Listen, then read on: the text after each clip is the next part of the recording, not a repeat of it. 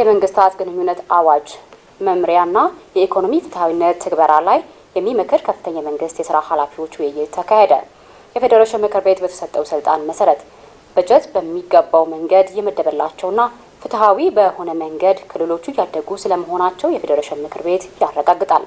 ይህ መድረክ ደግሞ የእሱ አጋዥ ነው ብለዋል የፌዴሬሽን ምክር ቤት አፈ ጉባኤ አቶ አገኘሁ ተሻገር። እንዳለምናም ተጨማሪ አለው። የመንግስታት ግንኙነትን በማሳደግ በሀገሪቱ የሚገኝ ፌዴራል ስርዓትን የተሳለጠ ለማድረግ ዓላማ ያለው የምክክር መድረክ ተካሂዷል። በዚህ የምክክር መድረክ የክልል ርዕሳነ መስተዳድሮች፣ ሚኒስትሮችና የክልል ምክር ቤት አፈ ጉባኤዎች ተገኝተዋል። የፌዴሬሽን ምክር ቤት አፈ ጉባኤ አቶ አገኘሁ ተሻገር በመድረኩ ላይ ባደረጉት ንግግር በህገ መንግስቱ አንቀጽ 64(6) እንዲሁም በበይነ መንግስታት አዋጅ 1231/2013 መሰረት የፌዴሬሽን ምክር ቤት በክልሎች መካከል የሚነሱ አለመግባባቶችን ለመፍታትና የበጀት ፍትሃዊነት ችግሮችን ለመቅረፍ የሚያግዝ መድረክ መሆኑን ገልጸዋል። ፌዴሬሽን ምክር ቤት እንደምታውቁት ከክልሎች ጋር ነው የሚሰራው። ከክልሎች ጋር ብቻ ሳይሆን ከፈጻሚ የሚኒስትር መስሪያ ቤቶች ጋር ነው የሚሰራው። ፌዴሬሽን ምክር ቤት ህገ መንግስት ይተረጉማል። ህገ መንግስት ሲተረጉም ከፍትህ አካላት ጋር በጋራ መስራት አለበት። አይጂአር ማለት ይሄ ነው። ፌዴሬሽን ምክር ቤት ስለ የድጎማ በጀት መንግስት በጥቅል የሚመድበውን ድጎማ በጀት ቀመር የሚሰራው ፌዴሬሽን ምክር ቤት በዚህ ቀመር ለክልሎች አከፋፍልልኝ ይላል። ስለዚህ ከፋይናንስ ተቋማትና ከክልሎች ጋር በጋራ ይሰራል ማለት ነው። ፌዴሬሽን ምክር ቤት ከዛ ውጭ የጋራ ገቢ የሚባል አለ። ክልሎችና ፌዴራል በጋራ ሰብስበው በጋራ የሚጠቀሙበት አለ። የጋራ ገቢ ክፍፍል ይካሄዳል። ይሄ የጋራ ገቢ ክፍፍል በትክክል ለክልሎች እንዲዳረስ ቀመሩን የሚሰራውና እንዲተገበር ትዕዛዝ የሚሰጠው የፌዴሬሽን ምክር ቤት ነው። ስለዚህ ከክልሎች ጋር በጋራ መስራት ይጠይቃል። ስለዚህ የምናከናውናቸው ስራዎች ፍትሃዊነት የተሞላባቸው ስለመሆናቸው የሚረጋገጠው በዚህ የጋራ መድረክ ነው። መድረኩ ወደፊት የመንግስታት ግንኙነት ችግሮችን ለመፍታትና ግንኙነቱ በተለያዩ ዘርፎች ለማጠናከር በማሰብ በየዓመቱ እንዲካሄድ ወስኗል። በአዋጁ 1231/2013 ወጥቶ ስራ ላይ ለመተግበር መመሪያ በማስፈለጉ መመሪያው ላይ ጥልቅ ውይይት ለማካሄድ የተዘጋጀ መሆኑን የምክር ቤቱ የመንግስታት ግንኙነት የዲሞክራሲያዊ አንድነትና የህገ መንግስት አስተምሮ ቋሚ ኮሚቴ ጸሐፊ ወይዘሮ ባንቺርጋ መለሰ ገልጸዋል።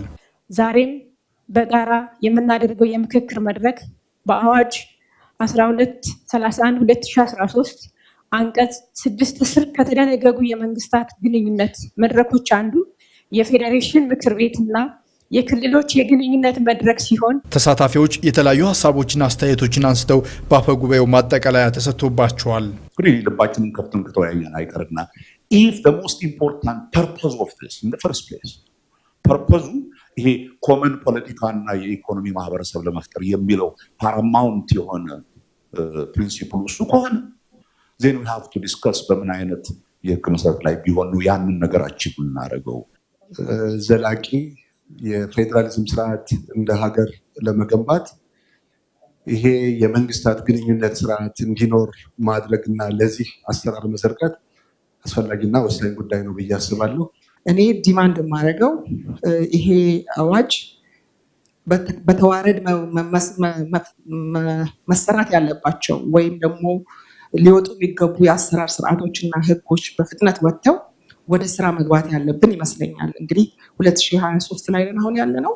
3 ዓመታት ውስጥ አዋጁ ብቻ ነው እጃችን ላይ ያለው። ካልተሳሳት ሌሎች ነገሮች መኖራቸውን እርግጠኛ ስላልሆንኩ ነው። ይሄ መድረክ ወሳኝ ስራው የተመጣጠነ እድገት ማምጣት ነው። የተመጣጠነ እድገት ካልመጣ በፌዴራል ስርዓቱ ላይ ትረስት አይኖርም። ህገ መንግስቱን በጣም ቁልጭ አድርገህ ጻፍ፣ እንደገና ህገ መንግስቱንም ፈትሽ፣ ህገ መንግስቱ ሪራይት ይደረግ። ህዝቡ አሁን እየጠየቀ ያለው ፍትሃዊ ልማት ተረጋግጧል ወይ፣ እኔ በር ልማት መጥቷል ወይ ነው። ለምሳሌ ቅድም የተከበሩ ኢንጂነር አይሻ ያነሱት የአርብቶ አደር አካባቢ ልማት ሲሪየስ ነው። በሀገራችን ተጨባጭ ሁኔታ የሀገራችን ሰፊው መሬት የያዘው የአርብቶ አደር አካባቢ፣ የሀገራችን በርካታ እንስሳት ያለበት አርብቶ አደር አካባቢ ውሃ የሚጠጣ የለም። ባለፉት ዓመታት በተከሰተው ድርቅ ያጋጠመን ችግር ነው በግልጽ። ስለዚህ ጥያቄ እየተነሳ ነው። በፍትሃዊነት ከዚህ ሀገር ልማት እየተጠቀምን አይደለም።